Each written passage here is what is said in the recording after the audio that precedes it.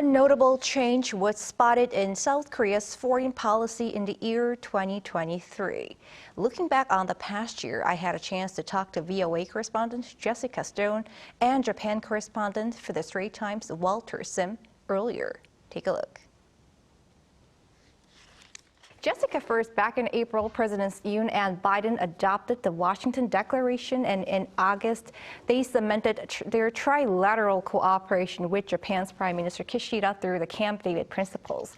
How does Washington assess its renewed relationship with Seoul and Tokyo, and what does it mean for the U.S. to align its collective efforts with allies and partners at a time when the stakes are high on the Korean Peninsula and around the world? Well, we are seeing a deepening of the relationship, not only between the U.S. and South Korea, but between the U.S., South Korea, and Japan, because throughout the year, we've seen a series of meetings throughout the government.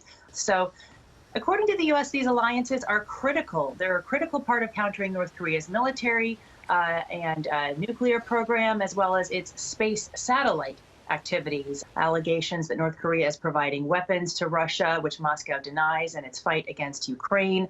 And allies are preparing for more North Korean threats in 2024. And so these are all kinds of reasons why the deepening of these ties, not just because of what's happening on the Korean Peninsula, but also because of North Korea's weapons proliferation around the world. Right, there is a host of issues.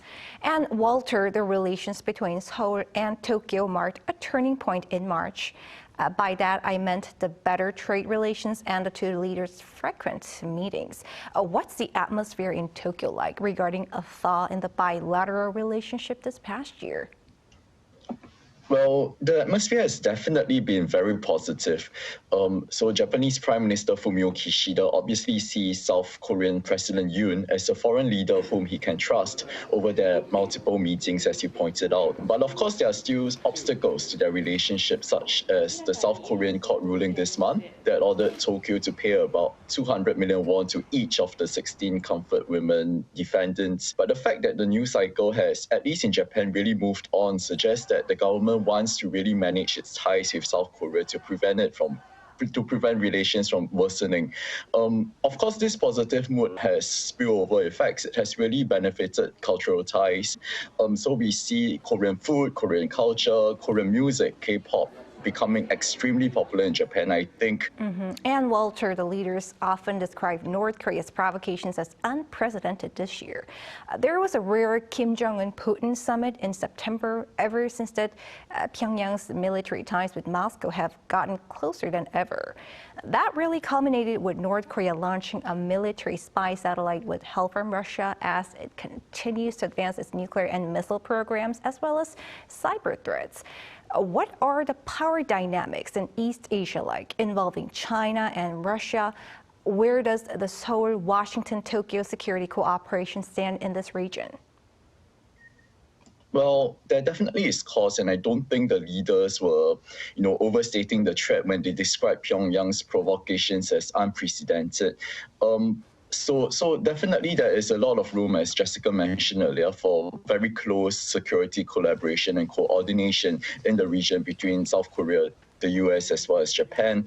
But if I may add on to that, I also do see Japan and South Korea hoping to maintain stable relations with China. And this is obviously evident from their recent trilateral foreign ministers meeting in Busan.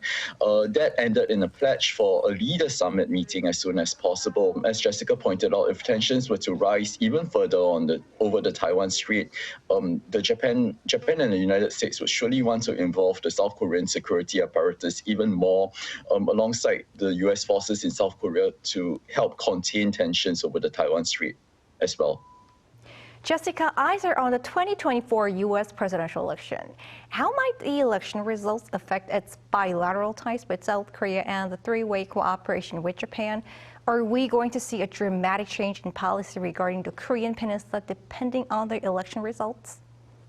I think the linchpin to answer that question is whether or not Joe Biden wins, in which case we'll see a continuation of the existing policy of deepening alliances throughout the Indo-Pacific between the U.S. and its Indo-Pacific partners.